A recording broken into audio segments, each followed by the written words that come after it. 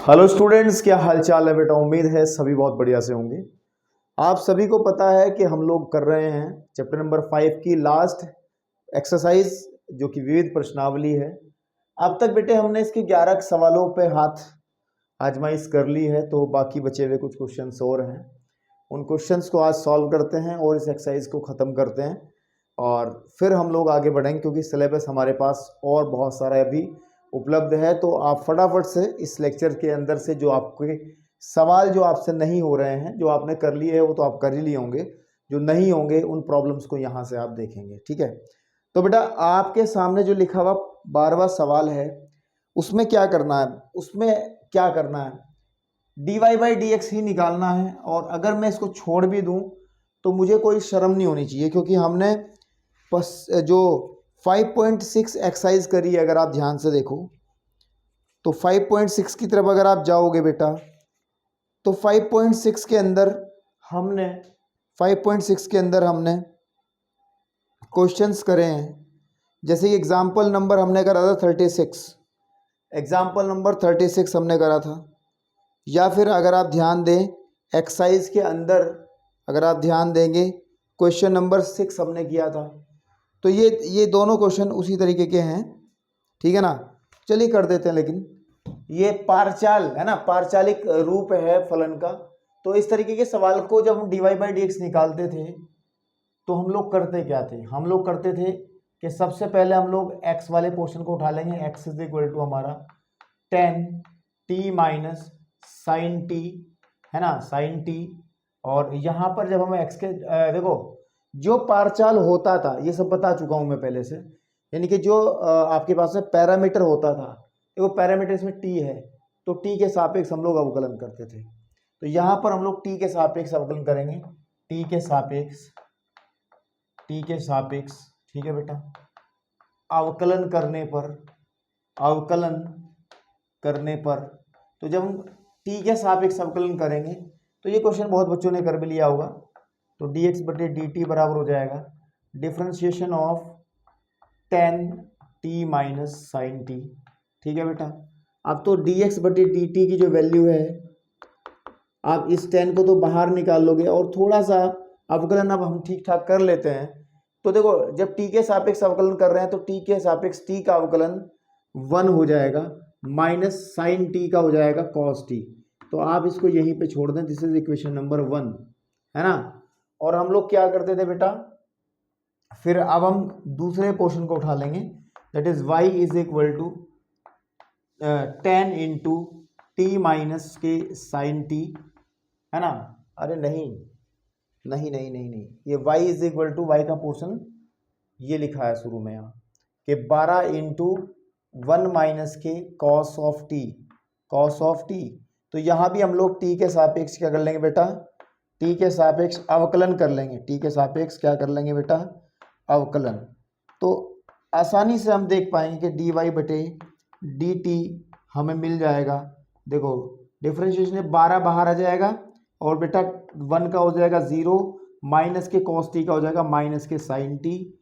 तो थोड़ा सा मैंने क्वेश्चन पहले करा चुका हूँ, इसलिए मैं थोड़ा तेजी से कर रहा हूँ। तो dy बटे d t is equal to 12 minus minus plus sign t आ जाएगा। इसको इक्वेशन कह देंगे सेकंड। और हम क्या करते थे पारचालिक वाले क्वेश्चन में कि समीकरण जो सेकंड होती थी, यानी कि y वाली जो समीकरण होती थी, उसको समीकरण 1 से हम लोग भाग कर देते थे, समीकरण 1 से हम लोग भाग करते थे।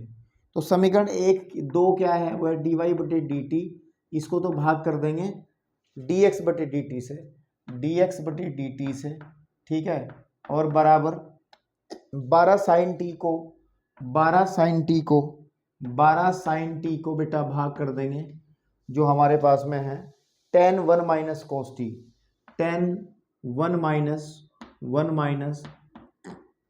cos t, ठीक है बेटा। तो dt से dt कट जाएगा, तो dy बटे dx की जो वैल्यू है, यहाँ पर आप इतना छोड़ सकते हैं, लेकिन चलिए कोई बात नहीं, देखो इसे काट सकते हैं। 2 × 12 2 × 5 10, है ना।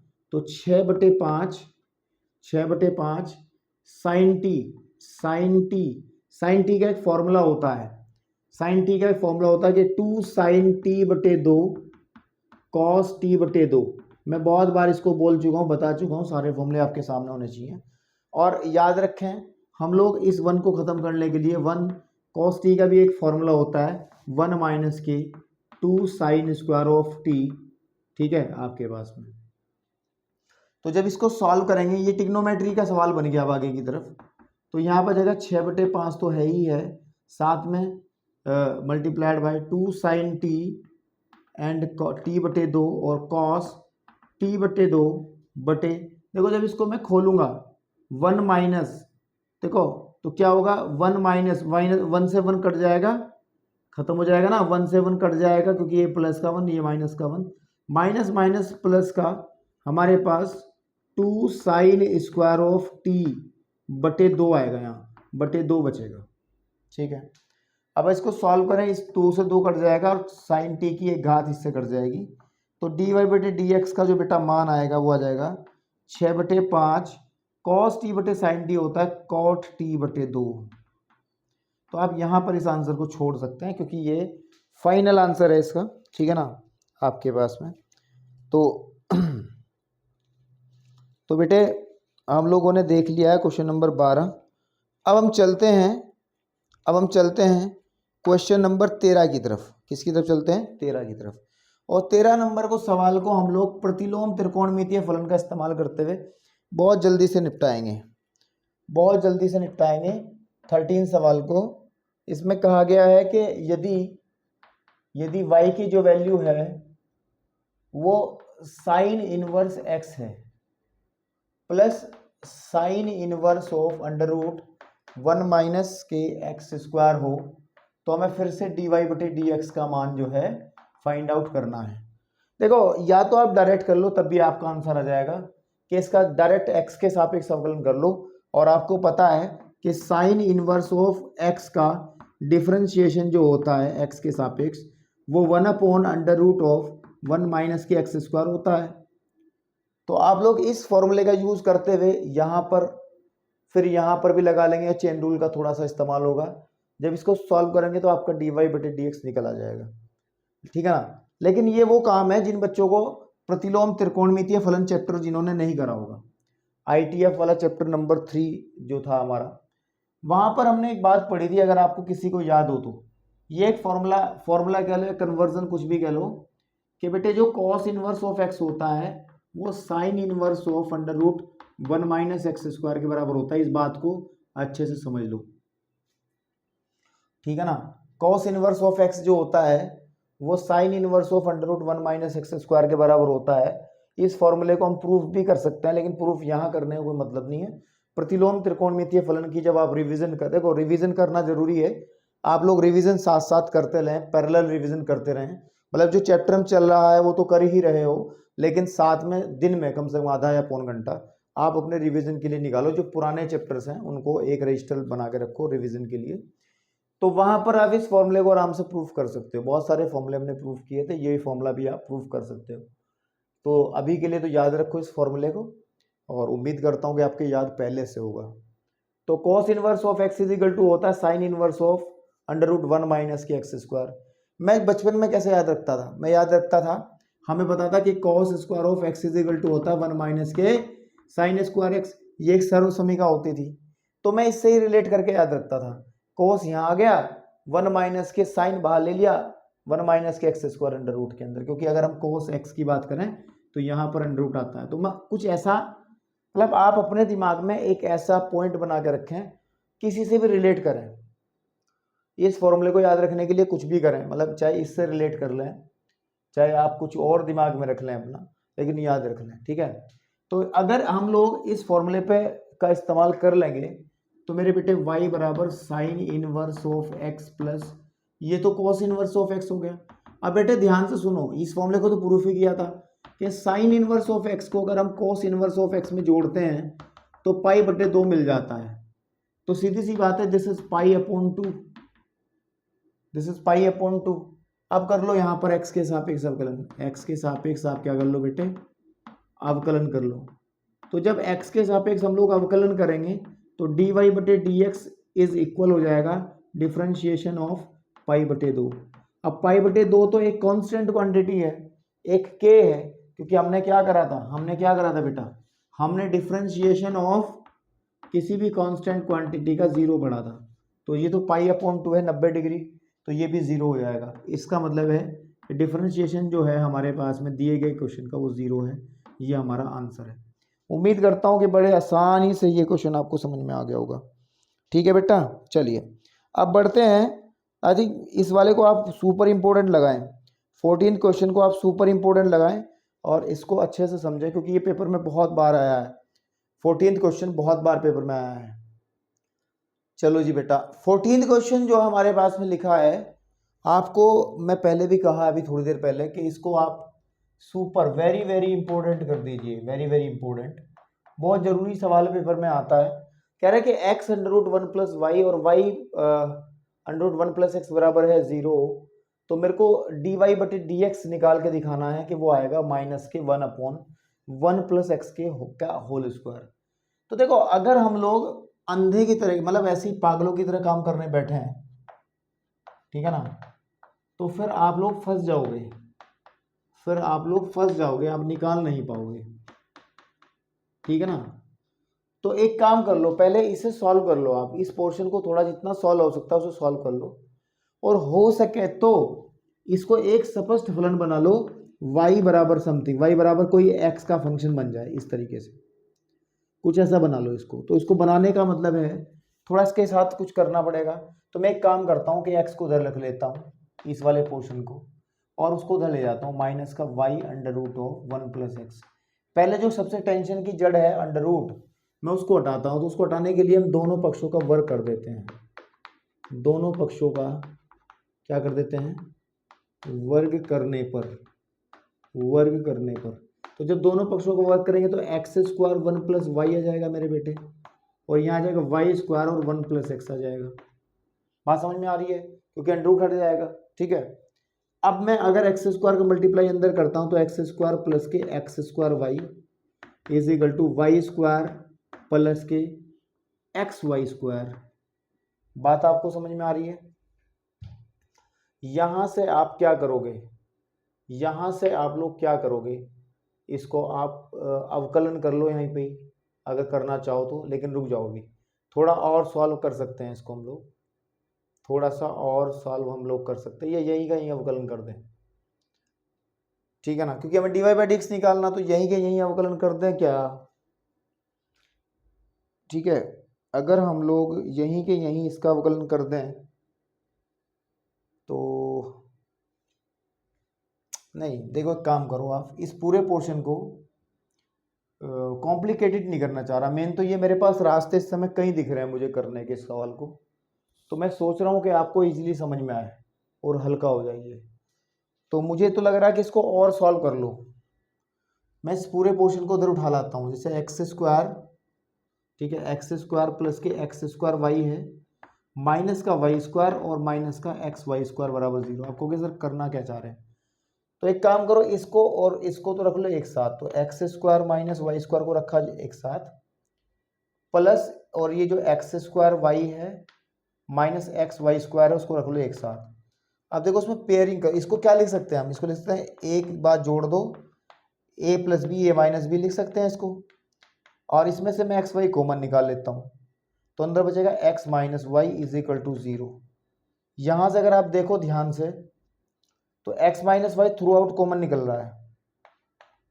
ठीक है, अंदर बचेगा एक्स प्लस वाई और प्लस के एक्स वाई। मतलब ये सरल कर रहा हूँ क्वेश्चन को, आप यहीं पे अवकलन करने बैठ जाओगे तो हो तो जाएगा, लेकिन आपको थोड़ी सी मेहनत ज़्यादा करनी पड़ेगी अगर इसको थोड़ा सा और आगे की तरफ लेके जाएं।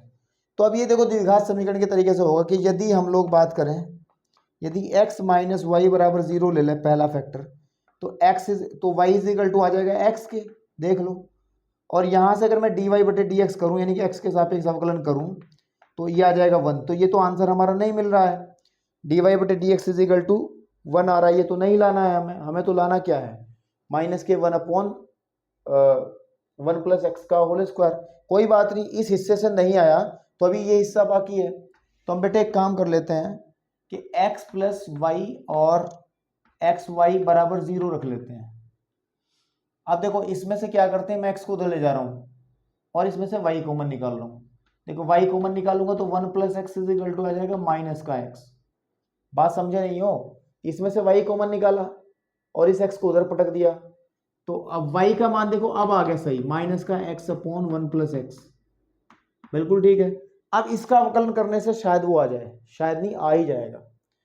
हम लोग यहाँ पर x के सापेक्ष अवकलन करते हैं। x के सापेक्ष क्या करते हैं बेटे? अवकलन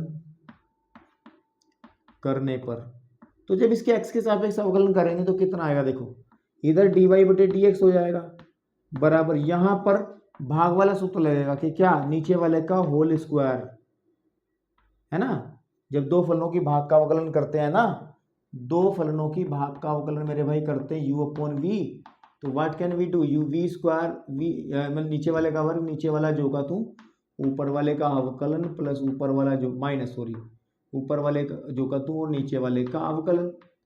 तो मेरे भाई ये वाला पोर्शन जो है आप मतलब वो वाला फॉर्मूला यहाँ अप्लाई कर दोगे तो क्या करेगा, नीचे वाला ऊपर एज इट इज जाएगा और ऊपर वाले का हम लोग डिफ्रेंशिएशन कर देंगे। ये माइनस है, एक काम कर लो, इस माइनस को ना बाहर ही रख लो, ठीक है। थोड़ा सा इसको dy/dx को मैं इधर ले आ रहा हूँ, dy/dx बराबर, मैंने माइनस बाहर ही रख लिया और ये जो पूरा काम है ब्रैकेट में करता रहूँगा, यानी कि ऊपर केवल एक ही फंक्शन है वो x है, तो differentiation of x minus x जो का तू लिखेंगे और डिफ्रेंशिएट करेंगे हम लोग नीचे जो रखा हुआ पोर्शन है 1 + x को, ठीक है ना। तो ध्यान से देखें कि dy/dx की जो वैल्यू है वो आ जाएगी, माइनस तो है ही है, ठीक है। ऊपर सॉल्व कर रहे हैं, x का अवकलन 1 हो जाएगा तो 1 + x माइनस, यहाँ पे इसका 0 हो जाएगा, इसका 1 हो जाएगा, तो यहाँ पे केवल x बचेगा बटे 1 + x का होल स्क्वायर। तो यहाँ पे देखो इससे कट जाएगा, तो dy/dx का जो वैल्यू है बेटा वो आ जाएगा माइनस का 1/1 + x², ठीक है। अच्छा ये तो प्रूफ हमने कर दिया है, लेकिन कुछ किताबों वालों ने ना इसको ऐसे प्रूफ करवाता कि सिद्ध करो dy/dx का जो वैल्यू है वो 1 प्रूफ करवा लेगा, ये भी करवा सकता है, या फिर वो कह देगा माइनस का 1 + x⁻²। कोई बड़ी बात नहीं है, इसको हम लिख सकते हैं इसकी घात ऊपर ले जा करके -2। तो ये भी आंसर आप दिमाग में रखें, कई बार क्या पता ये वाली फॉर्म प्रूफ करा ले। तो अब हम लोगों ने 14 कर लिया है, हम धीरे धीरे इस एक्सरसाइज को मारते जा रहे हैं बेचारे को। अब हम चलते हैं सवाल नंबर 15 की तरफ। वीडियो को पॉज करके आप लोग इस सवाल को तो नोट करोगे क्योंकि बड़ा इंपॉर्टेंट और अच्छा सवाल है बेटा, बड़ा इंपॉर्टेंट और अच्छा सवाल है ये। चलिए बेटा, इस 15वें सवाल के अंदर देखो, पहले समझो कि क्या वो कहना चाह रहा है। उसने एक रिलेशन दिया है, कि x - a⁻² + y - b² बराबर है c²। c कोई कांस्टेंट क्वांटिटी है, मैंने कुछ लैंग्वेज में छिपाई है जो कि आप एनसीईआरटी बुक से देख सकते हैं। तो सिद्ध कीजिए कि 1 + dy/dx² की होल घात 3/2/d2y/dx² जो है, इसको सॉल्व करके जो भी चीज हमें मिलेगी वो a और b से स्वतंत्र स्थिर राशि होगी।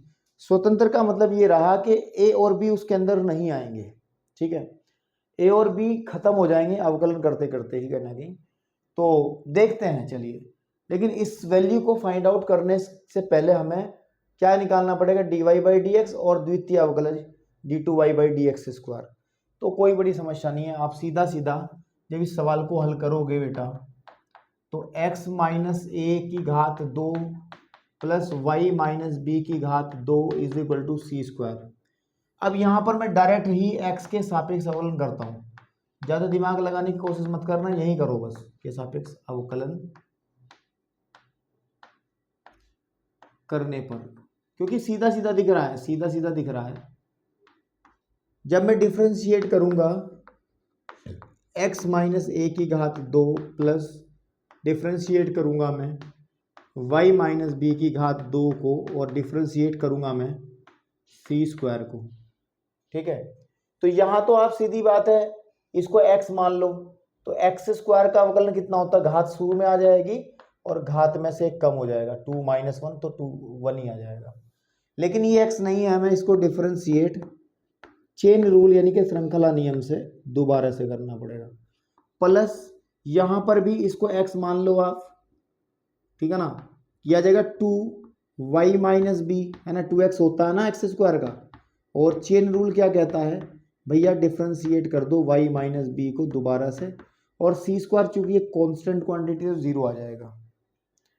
तो जब मैं इसको सॉल्व करूंगा तो ये आ जाएगा 2x माइनस ए, देखो x का हो जाएगा 1, 1 ए का हो जाएगा 0, तो 1 की मल्टीप्लाई इसमें करोगे तो कोई इफेक्ट पड़ने वाला नहीं है, जो का तो रख दो।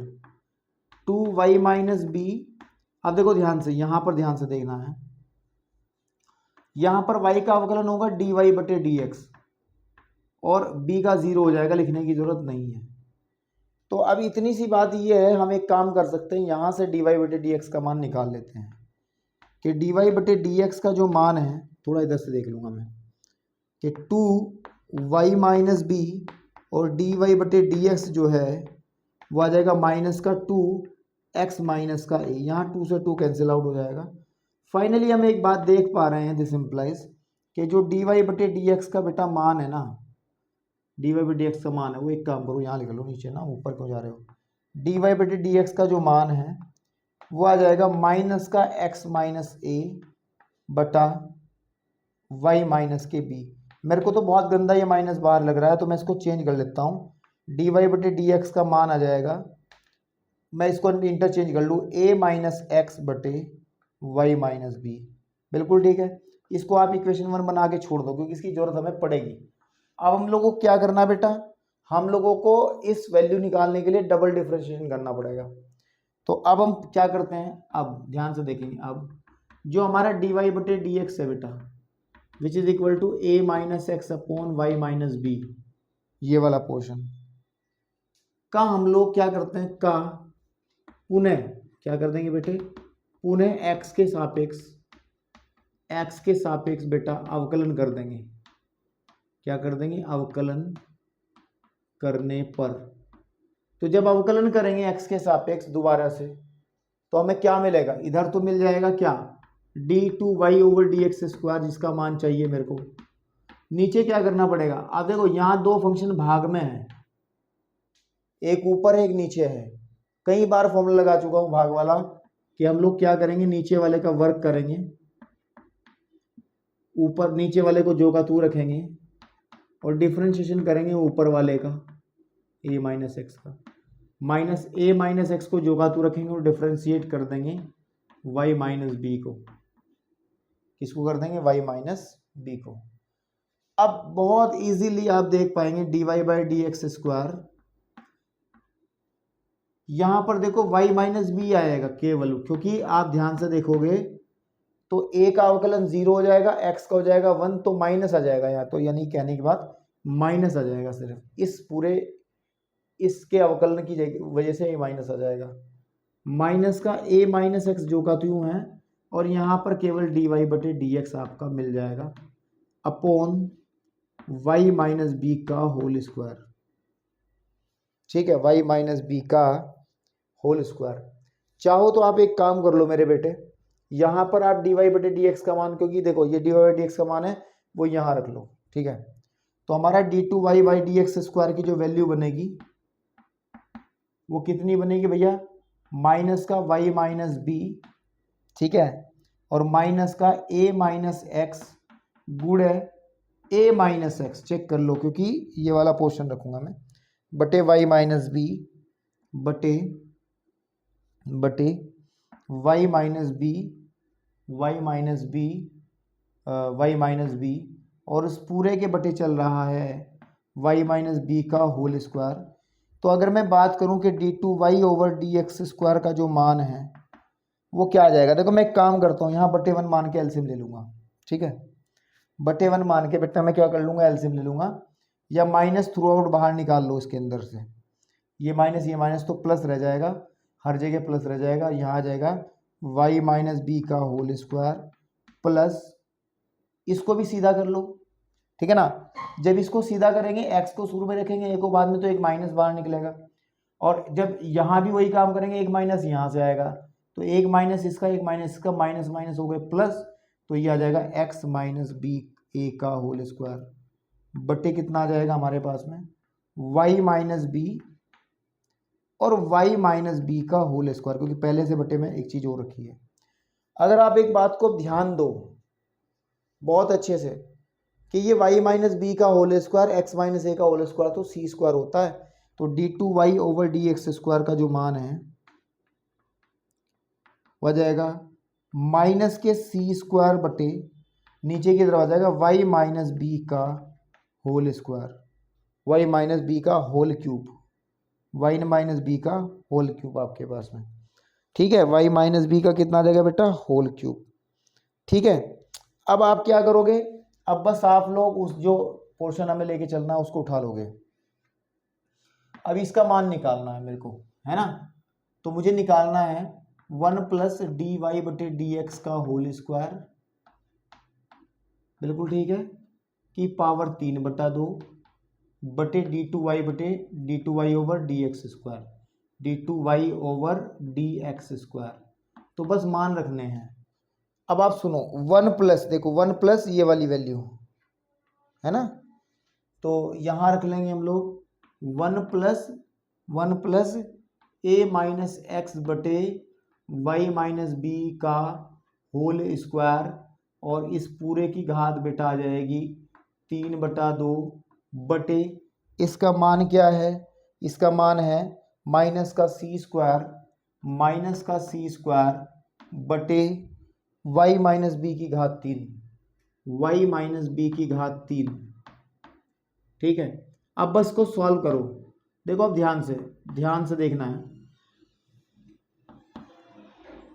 वाई माइनस बी का whole square plus a minus x का whole square upon y minus b का होल स्क्वायर, समझे नहीं क्या कर दिया मैंने अंदर वाले का एलसीएम ले लिया ऊपर, ठीक है, और इसका हमारे पास में स्क्वायर बटे सी स्क्वायर बटे वाई माइनस बी की घात 3, वाई माइनस बी की घात 3, ठीक है, वाई माइनस बी की घात 3। अब देखो इसको ध्यान से देखोगे ना, तो हम लोग इसको चेंज कर सकते हैं, इसको हम लोग लिख सकते हैं एक्स माइनस ए का होल स्क्वायर, क्योंकि देखो स्क्वायर है ना तो चेंज कर सकते हैं, माइनस आएगा ही नहीं बाहर, तो अब इसको ऊपर वाले को भी आप सी स्क्वायर कह दो, सी स्क्वायर बटे वाई माइनस बी का होल स्क्वायर बटे, ठीक है, बटे सी स्क्वायर बटे वाई माइनस बी की घात 3। लेकिन एक बात सुनो मेरी ध्यान से, हमने एक चीज़ मिस कर दी ना इसमें, क्योंकि इसकी जो घात है वो कितनी है बेटे, 3/2, कितनी है बेटा, 3/2। अब देखो मेरे बेटे, मैं जब इस घात का मैं एक काम कर लूँ, अगर किसी को दिक्कत ना हो तो मैं यहाँ से यहाँ लिख रहा हूँ, डी जो वैल्यू निकाल रहे हैं हम लोग उसको यहाँ लिख रहा हूँ ताकि पूरा कवर हो जाए। मैं सी बटा वाई माइनस बी का लिख देता हूँ होल स्क्वायर, और इस पूरे की घात लिख देता हूँ 3/2। बताओ कोई दिक्कत है क्या, नीचे आ जाएगा c square minus y minus b की घात 3 बराबर, अब इस 2 घात से ये वाला पोर्शन कट जाएगा, ऊपर आ जाएगा सी की घात 3 बटे वाई माइनस बी की घात 3 बटे माइनस का सी स्क्वायर बटे वाई माइनस बी की घात 3।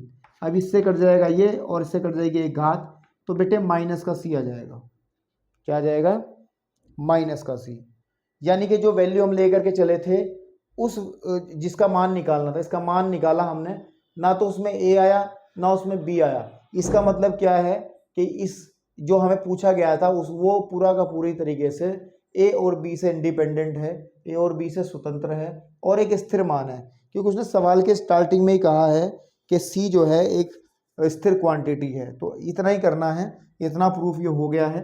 अच्छा सवाल था। तो हम लोग बेटे अब बढ़ते हैं क्वेश्चन नंबर हम लोग 16 की तरफ। 16 को भी मैं आपको कहूँगा मोस्ट इंपॉर्टेंट सवाल है। लेक्चर को पॉज करिए जरा, फटाफट नोट करिए। 16वां सवाल जो है मोस्ट इंपॉर्टेंट है। चलो जी, अब ये जो हमारा 16वां सवाल है इसको भी आप सुपर इंपॉर्टेंट करें। बड़े इंपॉर्टेंट सवाल हैं ये जितने मैं कर रहा हूँ, इसको वेरी वेरी इंपॉर्टेंट कर लो। ये भी बहुत ज़्यादा आता है एग्जाम के अंदर। क्वेश्चन कह रहा है कि अगर cos y बराबर हो x cos a plus y, तो मेरे भाई, और उसने कहा कि cos a का मान ±1 के बराबर नहीं हो सकता। उसका कारण है कारण पे ज़्यादा डिटेल से नहीं जाएंगे क्योंकि फालतू में इसकी ज़रूरत तो हमें पड़ेगी नहीं। हमें तो मेन dy बटे dx का मान निकालना जो कि इसके बराबर हो जाएगा। तो अगर इसको ध्यान से देखा जाए, हमारे पास है cos y is equal to x cos a plus y, ठीक है ना। यहां से हम लोग एक फंक्शन तो बना नहीं पाएंगे कि y इज इक्वल टू एक फंक्शन बना लें, हम लोग y इज इक्वल टू कोई फंक्शन बना लें ताकि हमारा काम इजी हो जाए, ठीक है।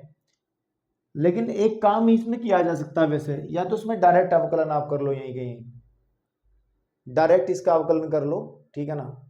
थोड़ा सा कैलकुलेशन होगा तो आप वो निकाल लोगे, ठीक है।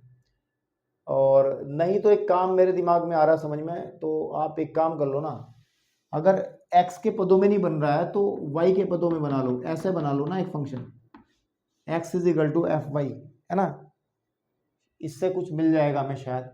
अगर देखें हम लोग यहाँ से x का मान निकालें तो x का मान आ जाएगा cos y बटे cos a प्लस वाई, ठीक है ना, क्योंकि वो इजी हो जाएगा इससे। और यहाँ पर आप x के सापेक्ष अवकलन नहीं करेंगे, आप यहाँ y के सापेक्ष ही करें, y के सापेक्ष आप क्या करें बेटा, अवकलन करें। तो सीधी सी बात है, क्या हो जाएगा यहाँ dx बटे dy हो जाएगा, जिसके सापेक्ष अवकलन करते हैं बटे में आता है। और यहाँ पर बेटा हम लोग भाग वाला फॉर्मूला लगाएंगे कि cos a प्लस वाई का होल स्क्वायर, नीचे का होल स्क्वायर, नीचे वाले को ऊपर जो का तू रख लेंगे a प्लस वाई, और डिफ्रेंशिएट कर लेंगे ऊपर वाले का cos y को। देखो गलती कर रहा हूं मैं क्योंकि अवकलन y के सापेक्ष हो तो यहाँ पे y ही आएगा। फिर मेरे भाई माइनस आ जाएगा, और बेटे cos y को जो का तू रखेंगे हम लोग, और डिफ्रेंशिएट करेंगे जो नीचे रखा हुआ पोर्शन है cos a प्लस वाई को, किसको, cos a प्लस वाई को।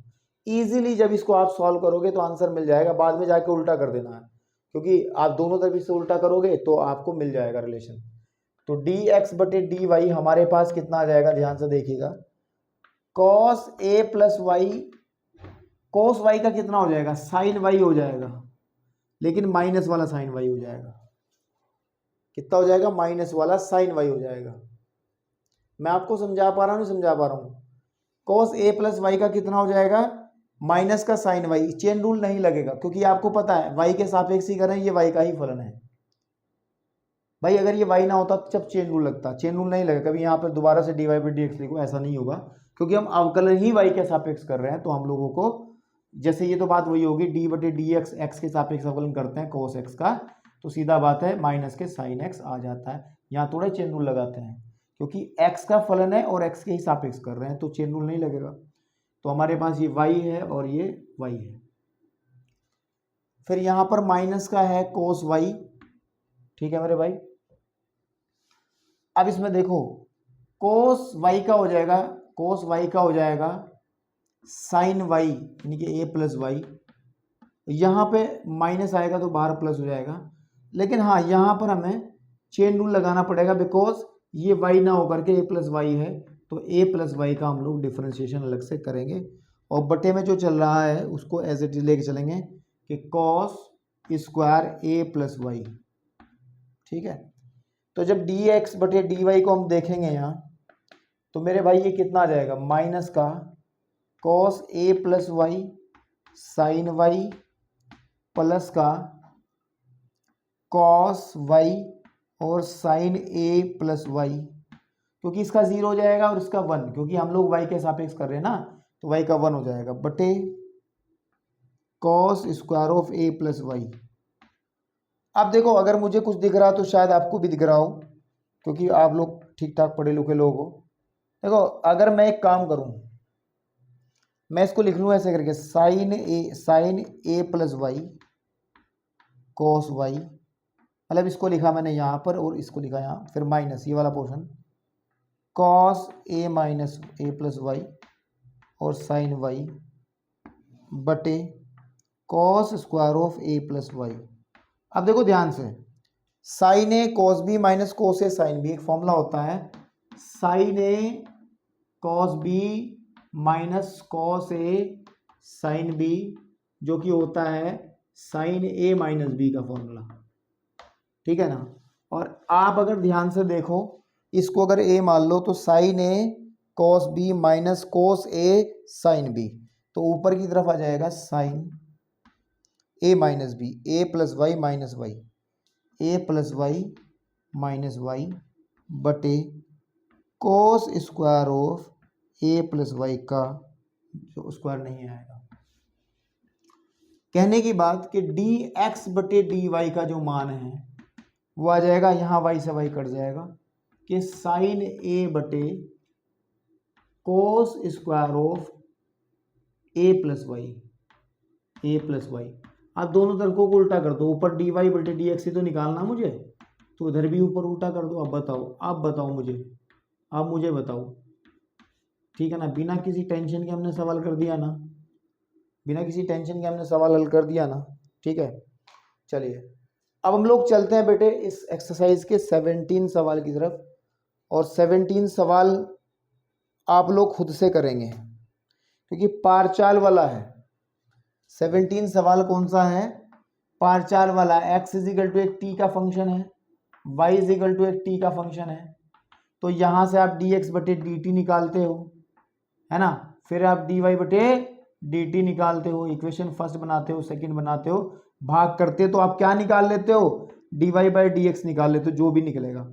बस आपको इसका दोबारा से डिफरेंशिएशन करना, पुनः अवकलन करना यूजिंग द फॉर्मूला, फॉर्मूले यूज करके, तो ये आप कर सकते हो, इसमें कोई बड़ी बात नहीं है। हम लोग अब चलते हैं क्वेश्चन नंबर 18 की तरफ चलेंगे। अब किसकी तरफ चलेंगे बेटा? क्वेश्चन नंबर 18 को देखेंगे कि क्या है इसके अंदर।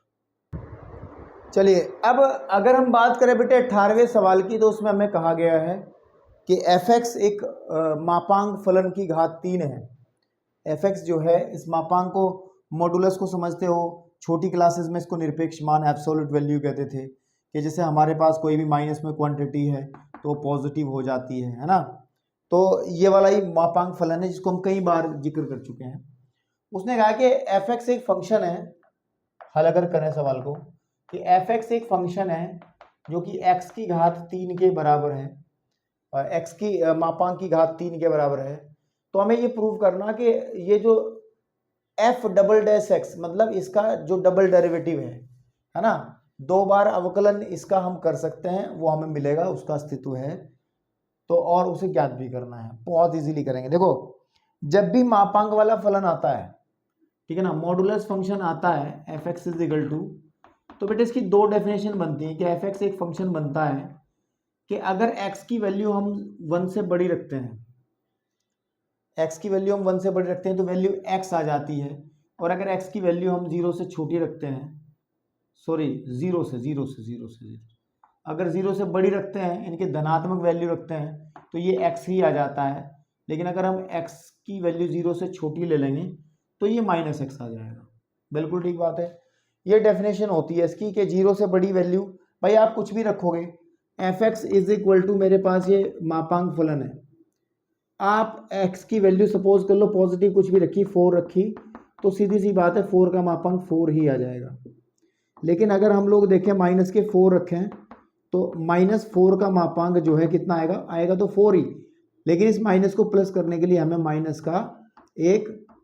का हमें एक माइनस और बाहर से लगाना पड़ेगा, चबी जाके ये माइनस प्लस का 4 होगा।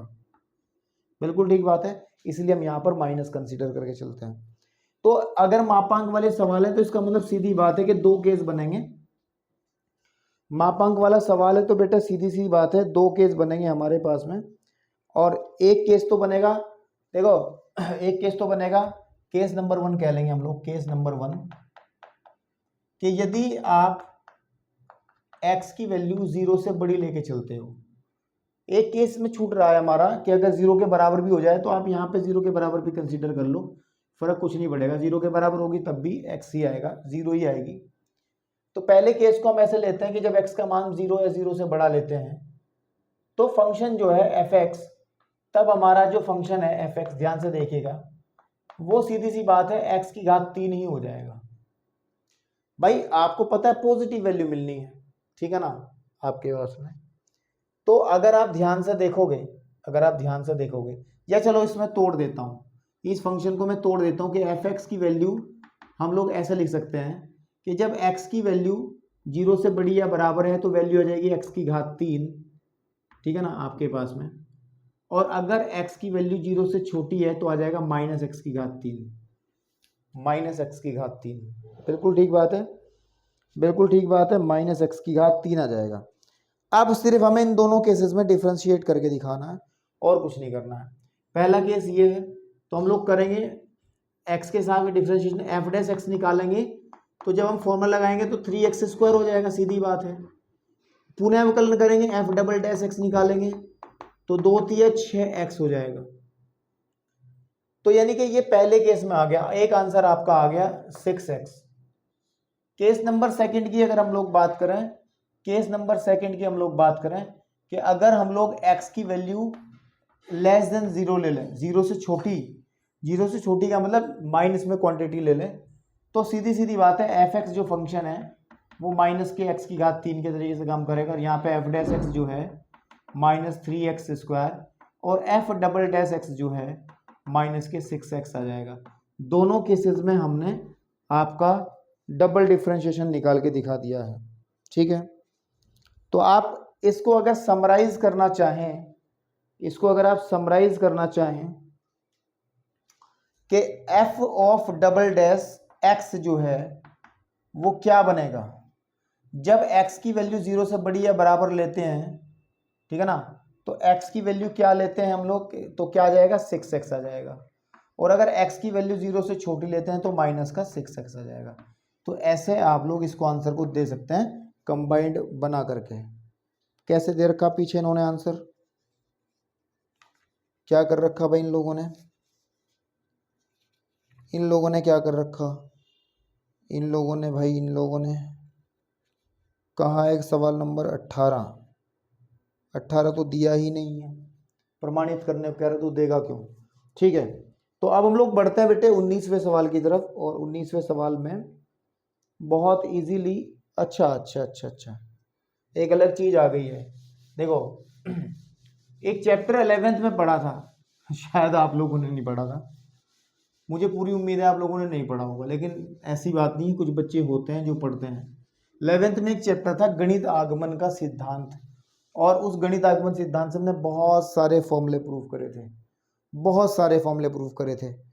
तो अब बेटा हम लोगों को 19वें सवाल के अंदर यही कहा है कि जो हम अवकलन का जो फॉर्मूला यूज करते हुए आए हैं, डिफरेंशिएशन ऑफ एक्स की पावर n, जहां n कोई भी एक धन पूर्णांक है, x की पावर n कोई भी धन पूर्णांक है, तो n x की पावर n-1 ये जो फॉर्मूला है इसको गणित आगमन सिद्धांत से, है ना, मैथमेटिकल इंडक्शन, ठीक है ना, method of mathematical induction, method of mathematical induction MMI, है ना, गणितीय आगमन विधि, तो समझ रहे हो ना, किससे, गणितीय आगमन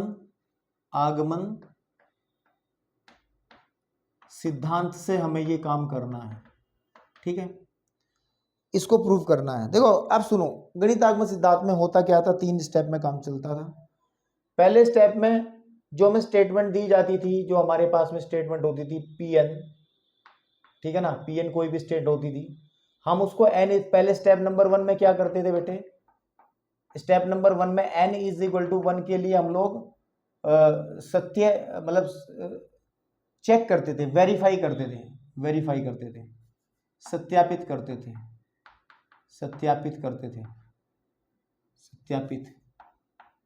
सत्यापित, है ना, करते हैं। आप 4th चैप्टर में जाओगे तो यही पाओगे। और अगर ये सत्यापित हो जाता था तो स्टेप 2 में ना हम लोग क्या करते थे, n = k के लिए, n = k लो, m ले लो, n = k के लिए हम इसको सत्य मान लेते थे। क्या मान लेते थे, सत्य मान लेते थे, ठीक है ना, सत्य मान लेते हैं। और लास्ट का जो प्रूफ स्टेप नंबर 3 होता था, उसको याद करो, हम लोग n = k+1 के लिए फिर से सत्यापित करते थे। ये 3 स्टेप में हमारा गणितीय आगमन सिद्धांत चलता था। आपको कोई कथन दिया जाता था, उसको हम पीएन कहते थे, है ना। तो हम लोग क्या करेंगे, ऐसे ही करना है, स्टेप 1 स्टेप 2 स्टेप 3, बड़ा इजी है, इतना बड़ा काम नहीं है। तो पहले हम लोग क्या करते थे, स्टेप 1 में ऐसे कर लेंगे, स्टेप 1 में n इज इक्वल टू 1 के लिए तो जब n इज इक्वल टू 1 की बात करेंगे तो डिफरेंशिएशन ऑफ x जो है वो 1 इंटू एक्स की घात 1 माइनस 1 हो जाएगा। चेक कर लो, 1 इंटू एक्स की घात, मैं आपको समझा पा रहा हूँ, x इज इक्वल टू 1 आ जाएगा। और आप यहाँ से ध्यान से देखोगे कि डिफरेंशिएशन ऑफ इसको जब आप सॉल्व करोगे तो ये देखो x की घात 0 हो जाएगा, यानी कि 1 ही आ जाएगा। डिफरेंशिएशन ऑफ जो x है वो 1 ही आ जाएगा, जो बिल्कुल सत्य है। आप लोगों ने देखा ये सत्य है, वेरीफाई हो गया, पहला स्टेप हमारा क्लियर हो गया, है ना।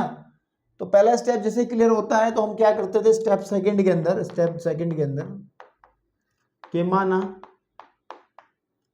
कथन जो दिया गया है ना, कथन n is equal to k के लिए हम लोग इसको सत्य मान लेते थे, सत्य है।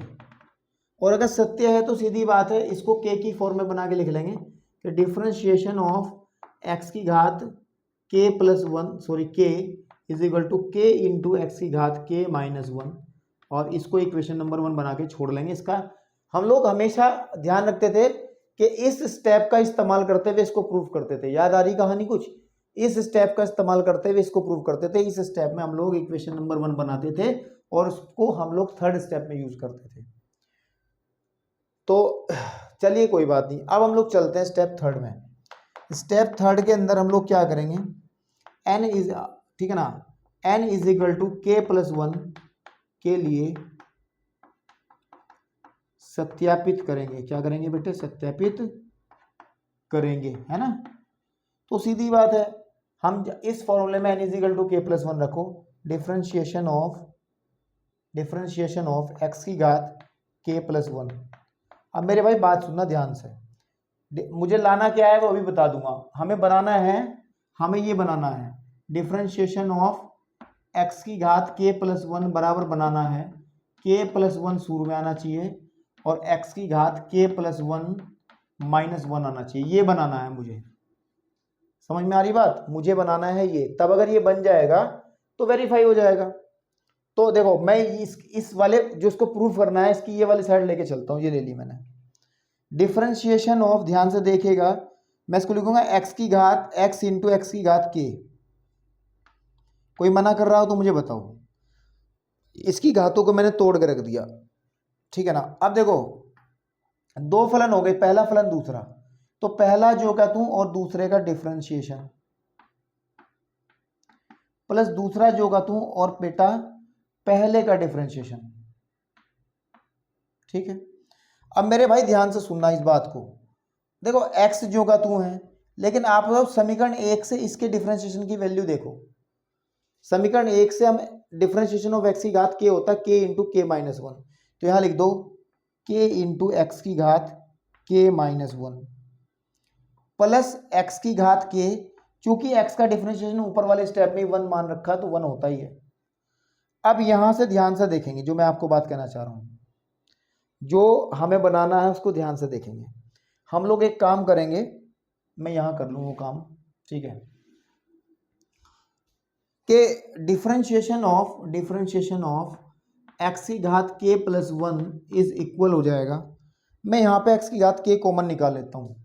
x की घात मैंने k कॉमन निकाल लिया तो अंदर कुछ बचेगा क्या, देखो यहाँ पे एक घात थी, यहाँ पे एक घात थी, तो कॉमन निकाल के आ रहे, पहले सॉल्व तो कर लो। यहाँ पे एक घात थी और ये प्लस की, ये माइनस की, तो यहाँ आ जाएगा k एक्स की घात k प्लस एक्स की घात k। तो देखो डिफरेंशिएशन ऑफ x की घात k प्लस 1 कितना आ जाएगा, हम लोग x की घात k को कॉमन निकालना तो आ जाएगा k प्लस 1, बन गया।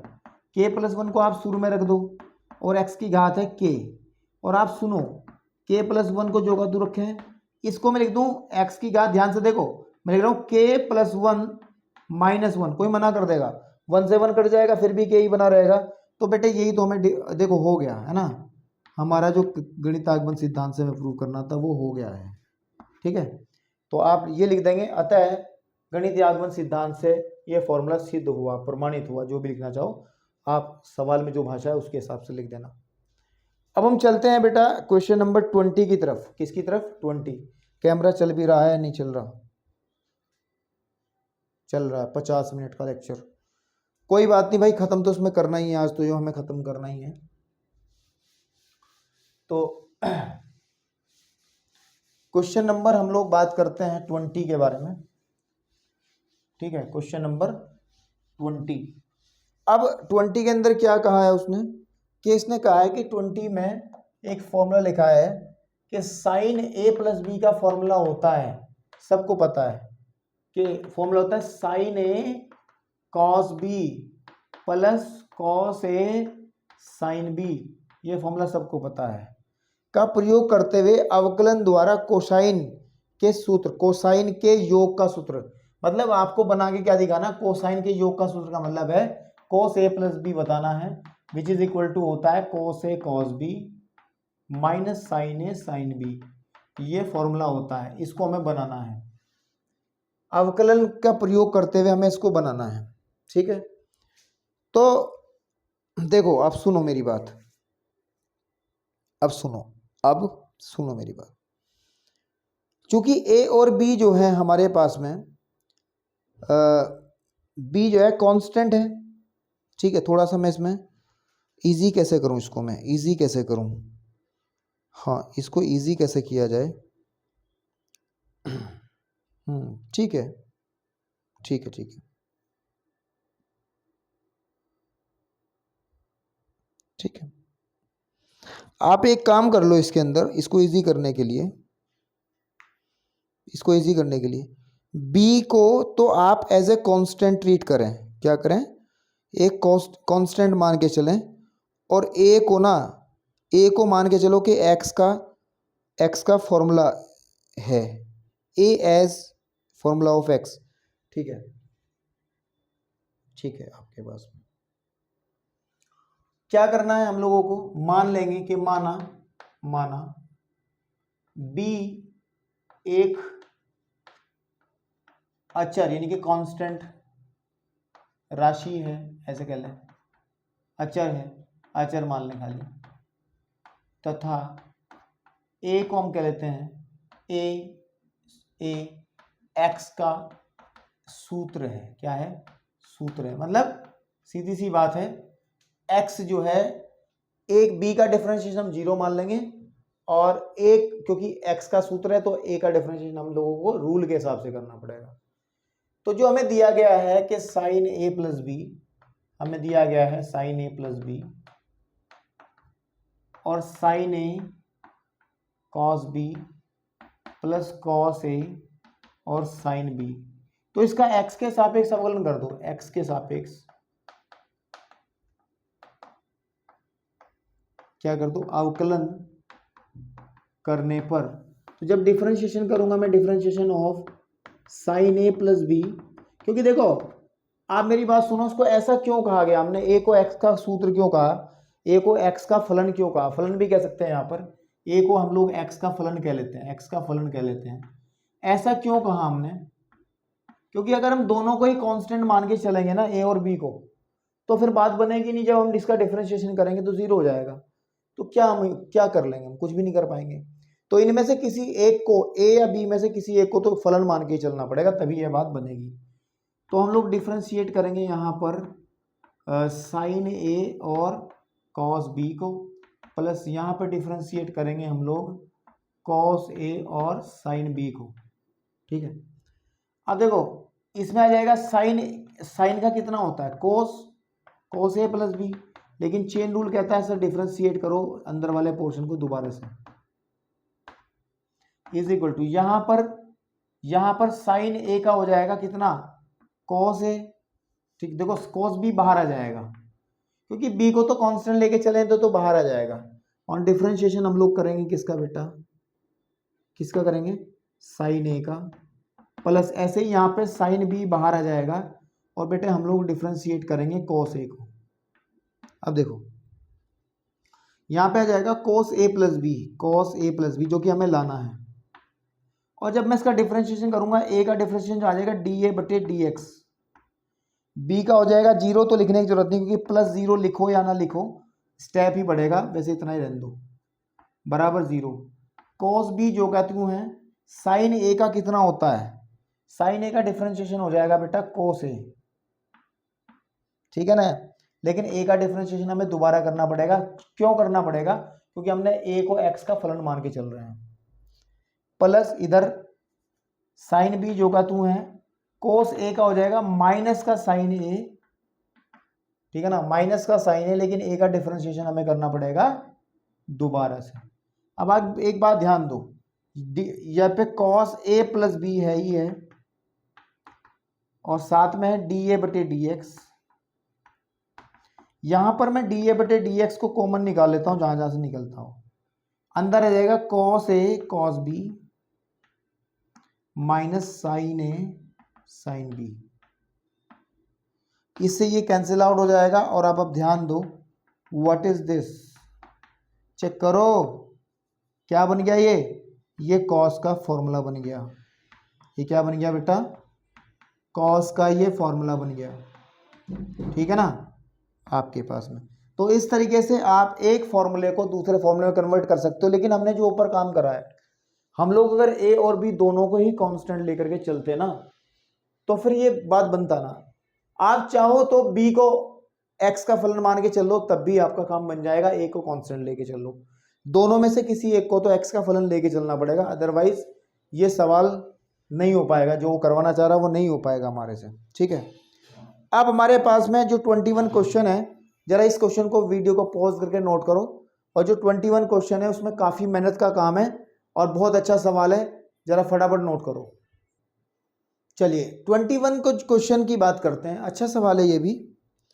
क्या कहना चाह रहा है यार, देखो वो कह रहा है कि क्या, देखो क्या ऐसे फलन का अस्तित्व है, मतलब कोई ऐसा फलन हमें मिल जाएगा जो प्रत्येक बिंदु पे तो सतत हो, कॉन्टिन्यूअस हो, हर एक पॉइंट पे कॉन्टिन्यूअस हो, ग्राफ उसका कहीं भी टूट ना रहा हो, ठीक है, किंतु दो बिंदुओं पर अवकलनीय न हो। तो हमें एक ऐसा एग्जाम्पल देखना है, तमाम है, बहुत सारे एग्जाम्पल्स बन सकते हैं, हमें एक देना है कोई भी, ठीक है। तो आप अगर ऐसा एक एग्जाम्पल देखना चाहो तो कौन सा होगा भैया, ऐसा एग्जाम्पल हो सकता है मापांक फलन के अंदर ही, क्योंकि मापांक फलन का जब हम ग्राफ बनाते हैं तो ऐसे ये नोड टाइप बनता है। और आपको पता है जो हमारे पास में अगर किसी भी फंक्शन का ग्राफ, ध्यान से देखिएगा, किसी फंक्शन का ग्राफ इस तरीके से है, सपोज कर लीजिए, तो इस पॉइंट पर देखो ये कॉन्टिन्यूअस है, ये कॉन्टिन्यूअस तो है, इस पॉइंट पे कॉन्टिन्यूअस तो है, लेकिन इस पॉइंट पर ये डिफरेंशिएबल नहीं होगा। डिफरेंशिएबल का मतलब अवकलनीय नहीं होगा, क्योंकि अवकलनीय होता तो यहां पर एक स्पर्शरेखा बनाई जा सकती है, लेकिन तो एक शार्प पॉइंट है। मैंने पहले ही नोट, जब हमने डिफरेंशिएशन शुरू किया था, अवकलनीय था, तो वहां बताया था मैंने, इस तरीके से शार्प पॉइंट के ऊपर कहीं भी आपके पास में अवकलनीय नहीं होगा।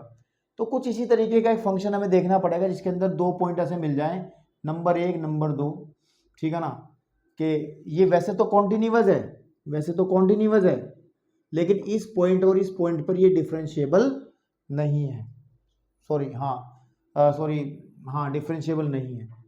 तो देखो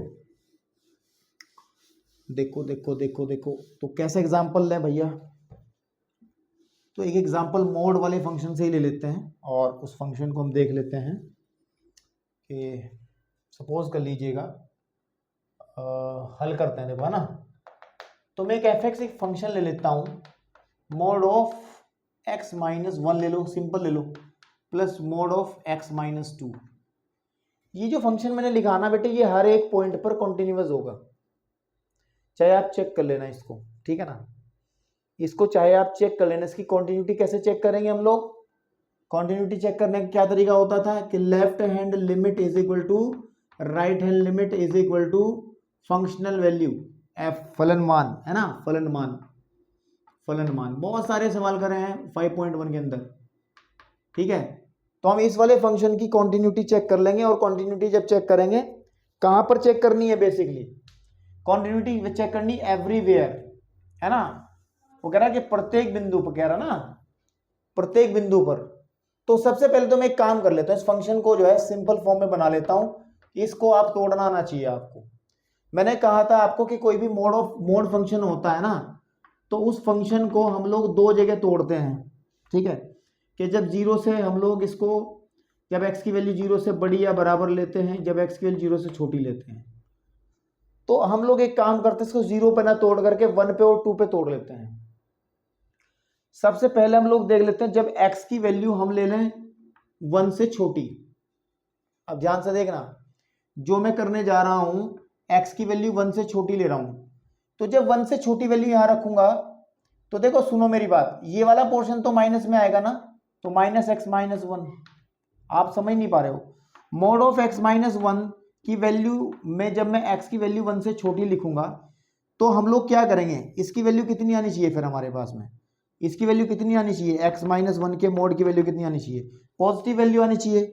लेकिन जब हम इसे सॉल्व करेंगे तो नेगेटिव वैल्यू आएगी, क्योंकि 1 का वैल्यू, x का वैल्यू 1 से कम है। तो उस नेगेटिव वैल्यू को पॉजिटिव करने के लिए हम लोग क्या करते हैं, माइनस लगाते हैं, है ना। तो इसका मतलब माइनस किसका, x माइनस वन में।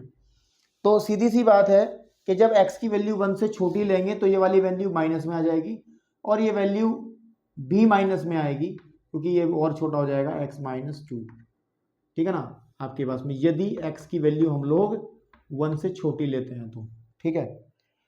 अब अगर हम लोग दो पॉइंट्स पे देख रहे हैं ना, x इज इक्वल टू 1 और 2 पे देख रहे हैं, अब आप एक काम करिए, यहां देखिए 1 हो गया और 2 हो गया, कितने केसेस बनेंगे, एक तो x से जब छोटी वैल्यू लेंगे, x की वैल्यू जब छोटी लेंगे, एक केस बनेगा जब x की वैल्यू 2 से बड़ी लेंगे, है ना, आपके पास में x की वैल्यू एक जब 1 से छोटी लेंगे, एक केस तो ये बनेगा जो कि हमने लिख लिया है। एक केस बनेगा जब x की वैल्यू 2 से बड़ी, और एक केस बनेगा जब x की वैल्यू 1 से बड़ी और 2 से छोटी और बराबर भी हो। उस केस में क्या होगा, देखो यदि हम लोग x की वैल्यू 1 से बड़ी या बराबर, छोटी या बड़ी या बराबर और 2 से छोटी या बराबर ले, जब हम लोग 1 से बड़ी वैल्यू लेंगे तो पॉजिटिव रह जाएगा, x माइनस वन जो का तू रह जाएगा, प्लस जब यहां पर 1 से बड़ी लेकिन 2 से छोटी तो नेगेटिव वैल्यू आ जाएगी, तो माइनस का x माइनस टू आ जाएगा, ठीक है ना। फिर जब हम x की वैल्यू 2 से बड़ी लेंगे, ठीक है ना, इस फंक्शन को मैं सही रूप में दे दूंगा, आप अपने आप कर लोगे, मुझे पता है सवाल को। जब x की वैल्यू 2 से बड़ी लेंगे तो ये भी पॉजिटिव रहेगा x माइनस वन सिंपल, और ये भी पॉजिटिव रहेगा x माइनस टू। तो सीधी सी बात ये है मेरे बेटा, सीधी सी बात ये है कि जो फंक्शन है fx वो ऐसे हो जाएगा, इसको जब मैं सॉल्व करूंगा देखो तो माइनस एक्स माइनस हो जाएगा, माइनस का 2x और प्लस का 1 और प्लस के 2, तो प्लस का 3 हो जाएगा, यदि x की वैल्यू हमारी 1 से छोटी है तो। इस वाले में x से x कट जाएगा और यहाँ पे माइनस वन हो जाएगा, प्लस का 1, तो 1 वैल्यू आ जाएगी। अगर यदि x का वैल्यू 1 और 2 के बराबर बीच में हो तो, और इसको सॉल्व करूंगा तो मैं यहाँ पे 2x आ जाएगा और माइनस का 3 आ जाएगा, यदि x का वैल्यू हम लोग 2 से बढ़ा लेते हैं तो। बस आप एक बात देखो, एक बात देखो, ये जो फंक्शन है नंबर 1, हमें देखना सतत कॉन्टिन्यूटी, है ना, तो हम देखेंगे कॉन्टिन्यूटी। fx जो है जब x की वैल्यू, देखो जब x की वैल्यू 1 से छोटी है तो बहुपदीय फलन है, कॉन्टिन्यूअस है, ठीक है ना। fx की वैल्यू जब 1 से छोटी है तो कॉन्टिन्यूअस है। आप देखो ना भाई, ये कैसा फंक्शन है, बहुपदीय फलन है। तो नोट मैंने लिखवाए हैं, जब हमने 5.1 करवाई थी तो नोट लिखवाए थे कि ये जो बहुपदीय फलन होता है हमेशा एवरीवेयर कॉन्टिन्यूअस होता है for all values of x। जब हम बात करते हैं x की वैल्यू 1 और 2 के बीच की, तो वैल्यू आती है 1, जो कि एक कांस्टेंट फलन है, fx is equal to k वाला फलन है, और fx is equal to k वाला फलन भी हमेशा कांस्टेंट हो, सॉरी हर एक x के हर एक मान के लिए कॉन्टिन्यूअस होता है। और यहाँ पर देखिए ये भी बहुपदीय फलन है बेटा, तो ये भी हमारे पास में कॉन्टिन्यूअस होगा एवरीवेयर। तो ये जो फंक्शन है fx, है ना, इसको आप लिखेंगे प्रॉपर तरीके से। किस तरीके से लिखेंगे, जैसे मैंने 5.1 के अंदर जो लैंग्वेज बनाई है उसी तरीके से आप लिखेंगे। मैं इसको अगर करूंगा डिटेल से तो बहुत लंबा लेक्चर बनेगा। तो मैं समझा दे रहा हूं, करना क्या है आप लोग खुद से कर लेंगे, हो जाएगा, ऐसी कोई बड़ी बात नहीं है। तो ये कॉन्टिन्यूअस तो है, यानी कि ये प्रत्येक बिंदु पर, ठीक है ना, कॉन्टिन्यूअस तो है। अब लेकिन हमें दो बिंदु x इज इक्वल टू 1 पर और तथा x इज इक्वल टू 2 पर, x इज इक्वल टू 1 और x इज इक्वल टू 2 पर हमें इसकी डिफरेंशिएबिलिटी, अवकलनीयता चेक करनी है। और डिफरेंशिएबिलिटी चेक करने के लिए हम लोग 2.3 में जाते थे। डिफरेंशिएबिलिटी चेक करने के लिए कौन सी एक्सरसाइज का इस्तेमाल किया हमने, बहुत पहले मैंने डिफरेंशिएबिलिटी चेक करनी आपको बता दी थी, अवकलनीयता चेक करनी हमने बता दी थी आपको, डिफरेंशिएबिलिटी। हाँ, तो डिफरेंशिएबिलिटी हमने चेक करी थी बेटे 5.2 के अंदर। 5.2 के अंदर हम लोग राइट हैंड फंक्शनल डेरिवेटिव निकालते थे और लेफ्ट हैंड फंक्शनल डेरिवेटिव निकालते थे। अगर ये दोनों बराबर हो जाते तो हमारे पास में फंक्शन जो है डिफरेंशिएबल यानी कि अवकलनीय हो जाता था। तो मतलब मेरा काम, मैं कहने का मतलब मेरा ये है कि आप क्या करोगे, आप x इज इक्वल टू 1 पर आप अवकलनीयता चेक करोगे, x इज इक्वल टू 2 पर अवकलनीयता चेक करोगे, और ये मेरा दावा है, ये एग्जांपल एक ऐसा एग्जांपल है कि ये इन दोनों पॉइंट्स पे ही डिफरेंशिएबल नहीं होगा, इन दोनों पॉइंट्स पे डिफरेंशिएबल नहीं होगा। तो फिर ये बात क्लियर हो जाएगी, इसका मतलब कि ये एक ऐसा फंक्शन है जो कि कॉन्टिन्यूअस तो हर जगह है but not differentiable at 2 points, x is equal to 1 and x is equal to 2। तो बेटा ये आपको थोड़ा सा मैंने इसकी थीम बताई है और थोड़ा लंबा सवाल रहेगा। ये जो काम आप नहीं कर सकते तो मैंने करा दिया है, बाकी का काम आप डिफरेंशिएबिलिटी और कॉन्टिन्यूटी खुद से चेक करेंगे। चलिए अब चलते हैं 22 क्वेश्चंस की तरफ, क्वेश्चन नंबर 22 की तरफ चलते हैं। उम्मीद करता हूं ये थीम आपको समझ में आई होगी, और रिकॉर्ड है, बार बार सुन लेना, अगर समझ में नहीं आई तो। चलिए बेटा, पता नहीं ये चैप्टर हमें कौन कौन से सीन दिखाएगा, चलते चलते इसने सारणिक को भी अवकलित करा लिया हमारे से। तो सारणिक बना है आपके सामने, उसने कहा है कि बेटा कि अगर हमारे पास में y is equal to, Y बराबर एक सारणिक दिया गया है f(x, g(x, h(x), ऊपर तो x के फलन है, नीचे की तरफ है l, m, n और a, b, c। देखो ये सब तो x के फलन है तो इनका तो अवकलन होगा, जैसे कि कहा भी है उसने कि f(x) का अवकलन f'(x), g(x) का अवकलन g'(x) और h(x) का अवकलन h'(x) हो जाएगा। और मेरे को प्रूव करना है कि इसका अवकलन जो है वो हो जाएगा। तो देखो आपको एक बात ध्यान से सुननी है, बहुत इजीली जिंदगी में कभी भी अवकलन वाला सवाल आए और सारणिक वाला तो कैसे करना है, आपको एक बात ध्यान रखनी है। मैं उठा रहा हूं उसको, देखो बड़े सिंपल वे में हम लोग करेंगे इसको। इस रूल को ध्यान रखना, जिंदगी भर काम आएगा, बड़े बड़े एग्जाम में क्वेश्चंस आते हैं, क्योंकि इसका साइकोलॉजिकल फर्क पड़ता है।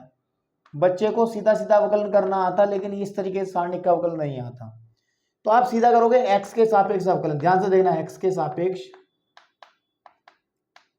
अवकलन, और इस नियम को ध्यान से देखना, इस बात को ध्यान से देखना। क्या करोगे आप, इसका आ जाएगा dy बटे dx। देखो अब ध्यान से, हम क्या करते हैं बेटा, डिफरेंशिएट करते हैं। देखो कैसे करते हैं, मेरी बात ध्यान से सुनना, आप लिखने का तरीका थोड़ा बताता हूं आपको। क्या करते हैं, हम एक एक रो को डिफरेंशिएट करते हैं, या आप एक एक कॉलम को भी कर सकते हो, लेकिन एक एक रो को डिफरेंशिएट करते हैं, बाकी को एज इट इज रखते हैं। जैसे फॉर्मूला होता है कि एक को चखो बाकी को रखो। तो पहले हम लोग डिफरेंशिएट कर लेते हैं पहले वाली रो को। तो पहले वाली रो को जब डिफरेंशिएट करेंगे तो f' का डिफरेंशिएशन हो जाएगा, सॉरी f(x) का डिफरेंशिएशन हो जाएगा f', इसका हो जाएगा g', इसका डिफरेंशिएशन हो जाएगा h', और बाकी सारी की सारी जो रो हैं उनको एज इट इज रख के चलेंगे। बात समझ में आ रही है मैं क्या कहना चाह रहा हूं आपको, कि एक रो का डिफरेंशिएशन करेंगे, बाकी को जो का तू रखेंगे, प्लस लगा देंगे। फिर क्या करेंगे बेटा, फिर क्या करेंगे, हम लोग पहली का अवकलन कर चुके, अब दूसरी का अवकलन करेंगे और पहली और तीसरी को जो का तू रखेंगे। यानी कि f(x, g(x, h(x) को जो का तू रखा मैंने, इसको और इसको जो का तू रखा, डिफरेंशिएट करूंगा मैं इसको। और चूंकि ये कांस्टेंट है, ये कांस्टेंट है, अचर है, तो x के सापेक्ष अवकलन इनका 0 हो जाएगा, बाकी एज इट इज चल रहा है। प्लस ध्यान से देखेंगे, अब ध्यान से देखेंगे कि अब हम लोग क्या करेंगे बेटा, पहली दो का एज इट इज रख लेंगे, तीसरी का अवकलन कर देंगे। पहली दो में f(x) है और फिर हमारा g(x) है और h(x) है पहली रो में। दूसरी रो में हमारा क्या है, lmn है, l, m और n है। नीचे की रो का जब हम अवकलन करेंगे ए का 0 हो जाएगा, बी का 0, सी का 0, ए का 0, बी का 0, सी का 0, बस इतना काम करना था। तो जो dy बटे dx का मान मेरे बेटा आएगा ना, ध्यान से देखना। अब आपको इतना सारणिक तो पता ही है ना, आपको इतना सारणिक तो मेरे भैया पता ही है, आपको इतना सारणिक तो पता ही होना चाहिए। कितना सारणिक अभी बताता हूँ, अभी बताऊँ, तो रुको सब्र करो थोड़ी देर। भैया इसकी वैल्यू 0 हो जाएगी, बिकॉज किसी भी सारणी के अंदर एक रो एक कॉलम 0 हो जाए तो पूरा उसे अगर प्रसारित करोगे भी तो 0 वैल्यू मिलेगी, और नेक्स्ट वाले को भी 0 कर देंगे।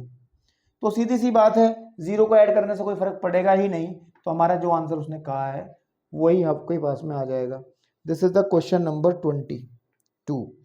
अब हम बढ़ते हैं लास्ट क्वेश्चन की तरफ, और जो कि इस चैप्टर का अंतिम सवाल है, इस चैप्टर का लास्ट सवाल है, ठीक है, इस चैप्टर का लास्ट सवाल है, और वो सवाल है 23। इस तरीके के सवाल मैंने कई सारे आपको कराए हैं, ठीक है, इस तरीके के सवाल कई सारे कराए हैं।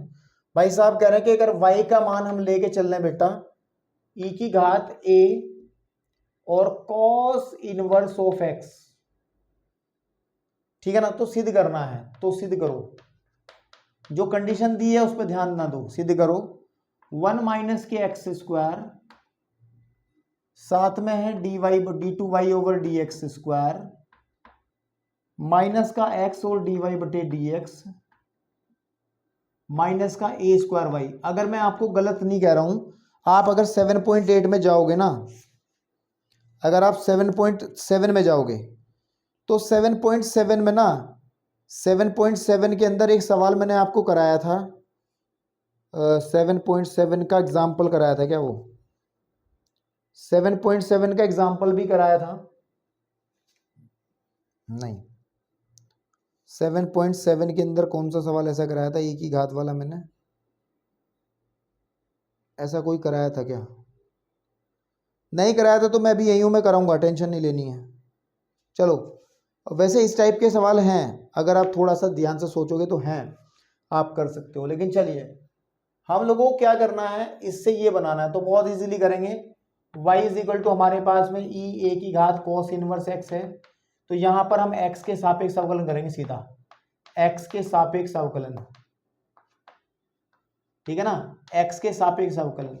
तो यह आ जाएगा dy बटे dx इज इक्वल आ जाएगा बेटा डिफरेंशिएशन ऑफ e a की घात a cos inverse of x। तो अब सुनो, देखो अब सुनो, dy बाई dx का मान देखना, ध्यान से देखना, e की घात x का अवकलन करते हैं तो e की घात x ही आ जाता है,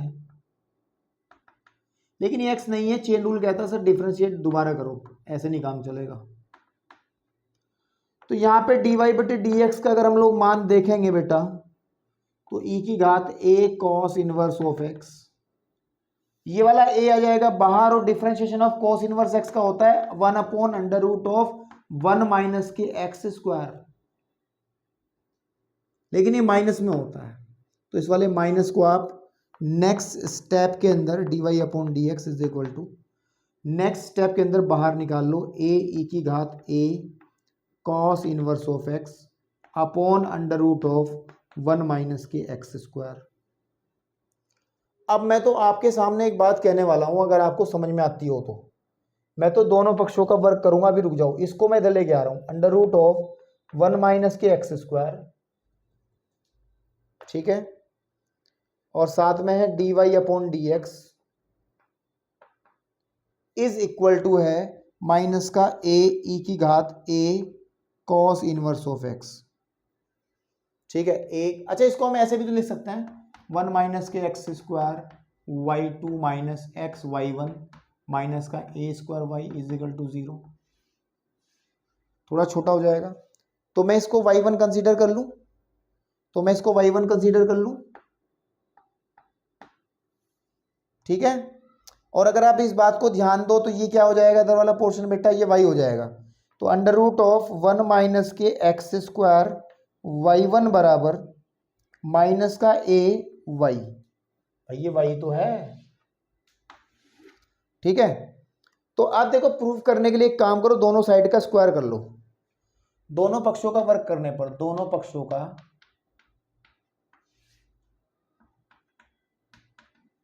वर्ग करने पर, तो जब दोनों पक्षों का वर्ग करेंगे तो आ जाएगा 1 माइनस एक्स स्क्वायर, क्योंकि जब इसका वर्ग करेंगे रूट हट जाएगा, लेकिन यहां पे आ जाएगा y1 का square is equal to A square Y square. बात आपको समझ में आ रही? सर क्या कहोगे, सर सब कुछ ही भगा दिया इसमें, तो कोस वोस सब कुछ दिख ही नहीं रहा, यही तो कलाकारी है भैया। अब एक काम करो, दोबारा से फिर अवकलन कर दो। x के सापेक्ष अवकलन करने पर देखो, जब डिफरेंशिएट करेंगे हम लोग बेटे इसको 1 माइनस के एक्स स्क्वायर और y1 का whole square is equal to, differentiation कर लो आप ए स्क्वायर और वाई स्क्वायर का। तो देखो हम लोगों को पता है ये भी x का फलन है, ये भी x का फलन है, तो उसमें तो गुणा वाला सूत्र लगेगा, पहला जो का तू और दूसरे का डिफरेंशिएशन y1 का square is equal to A square बाहर आ जाएगा, डिफरेंशिएट हम लोग करेंगे किसको, वाई स्क्वायर को।